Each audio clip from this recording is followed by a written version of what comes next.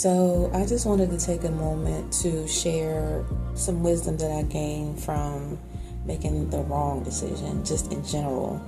I'm challenging myself to just kind of pour more and more in that regard. I think I've gained from others when they've said, okay, so I did it this way and it didn't work, let's try it this way.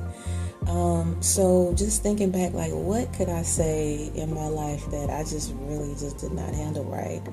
Excuse me. And one of the things just in general is just I wasn't always around the right people. My mom and my dad, especially my mom, really stressed it when I was growing up. Hey, be mindful of the company you keep.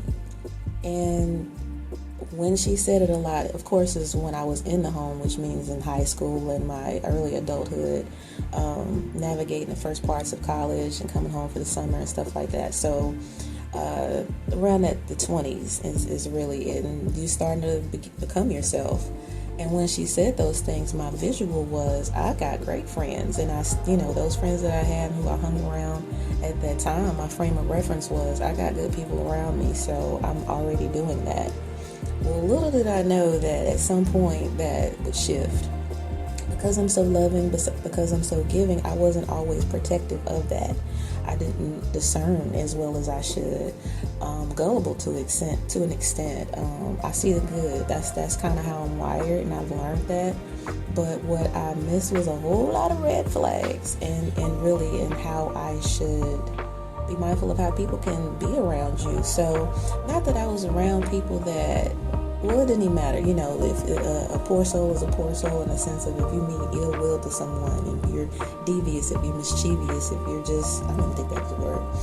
If you are malicious towards people, like I didn't grow up in that, but to be around that and not know how to protect myself in that really bothered some of my development in some extent, or it hindered some of the peace, and it just was an issue. And so what I found myself, not that I was easily influenced, but I just wasn't my best self, and I found myself in situations to where it's just like I felt like I was wearing clothes that did not fit, that I was suffocating myself into this world, into this space of, and I say world because when you spend your time like after class, so to speak, and then the rest of your life outside of studying is your social life, and if that is surrounded by people who are not kingdom, you're subject to anything. And so if you're not around people that are not meaning you any positive good, or I don't even think that makes sense, but if you're around people that don't have your best interest at heart, then that opens you up to so much. And what I found myself doing was I just kept having these inward conversations in the midst of this situation, or sitting in this place, or just in the company of someone's home, and it's a group of us. I still found myself saying, like, I don't fit. Not the Jesus in me not fit, but just the basics. Like, this ain't it. This is not who I am. Why am I here? Why am I doing this? Why am I allowing myself to not be myself? And what I remember is I always had a struggle of trying to find a place to put that special part of who I am and allow it to be open and appreciated. So that means those people didn't have that within them for me to be able to lay mine on the table, so to speak. I didn't guard my gates well. I did not read red flags or even the yellow flags. I was not as protective of my heart as I should have been. I was just giving. I was just loving. And I would go hard for people in my heart and mind, and they were temporary. I would give it my best and give them this friend stamp, and they were not even worthy of being an associate. And so as I've grown through pains, I look back and I'm like, man, I could say now it's a whole lot of folks that if I'd known now, I would have never indulged myself in conversation. I would have been like, hey, and I would have kept it pushing. Tough place to be in, but that was the reality. So I didn't always discern well is the point of it all, and I didn't protect the special parts of who I am, and I allowed myself to hide from within my own self. And so it took me a long time to come from that place and be free again. Like, I'm a good girl. I deserve to be around good people. I mean people well. I want the best for you. I don't want anything from you. Now, if you say that this is who you are and this is what you will do, I will hold you accountable to that. But other than that, it's all love. But that got taken advantage of. And for the most part, I allowed it. And I don't like that, but what I gained in that is value even for myself. It was a lot of pain, but I just allow Holy Spirit to minister to me now when I come in contact with people, and I see if it's a life connection, if it's a ministry, and as far as am I pouring into them and they're pouring into me, or is it just, hey, but I really am way better at that. Still have work to do because, again, I'm just loving. So I just really protect the fact that I am that, and I give it from a genuine place. And not that I can't love on everybody. I just have to protect myself in that because I mean well. Not everybody else does. And so if I could share anything as far as to be mindful of, know yourself, first off. And I think that was an issue. I didn't know all of me. I had clues here and there, but I'm able to piece it together better now. It's just how my journey was, and I'm in a nice place to where I'm surrounded by people who reflect that and remind me of who I am.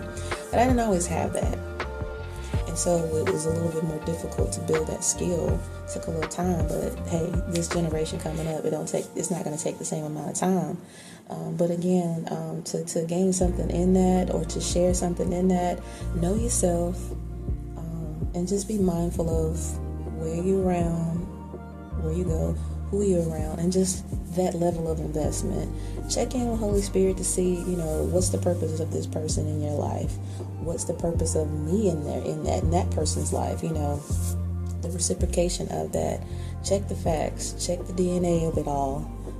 Even just for a moment. It's not like you got to super overanalyze the scenario, but just check in.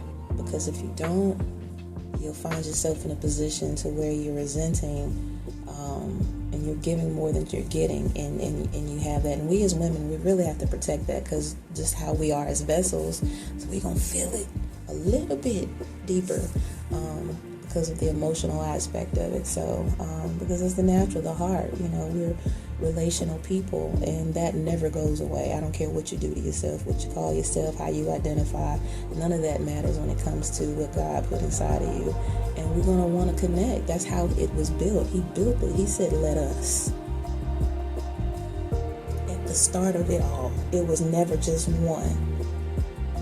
So, lean in on that and just know that, okay, so it's going to be that. I'm going to want to connect. Let me do so wisely. Steward my heart wisely. And so I encourage you to do that just by your relationship with God, and that'll give you connection and access to Holy Spirit so that you can discern fully and grow in that and not be burned by your own choice or regret. Now, I'm not one I don't like to regret, because to me it says I don't love who I am now. Everything that I've experienced has made me who I am today, and I love who I am today.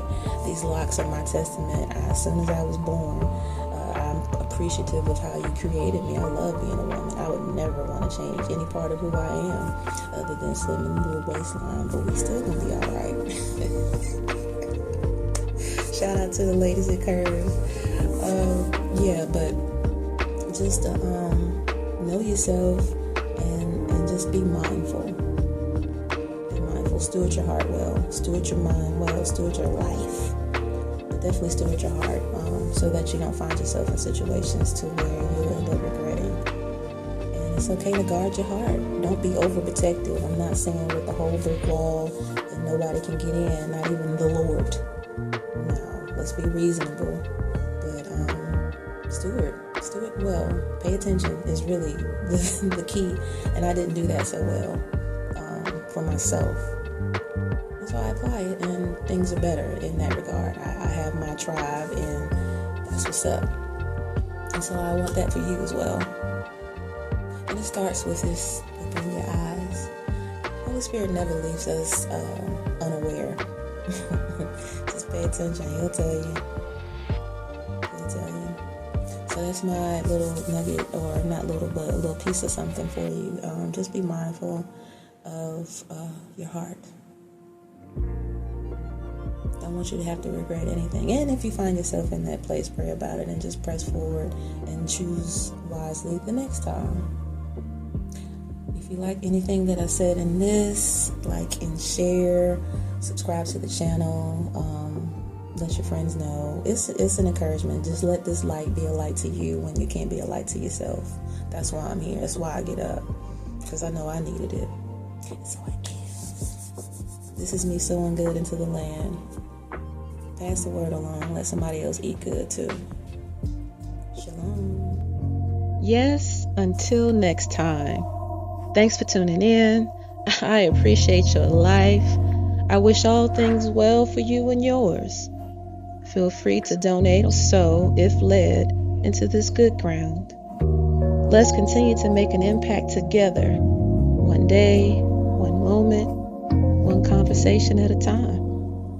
Bless.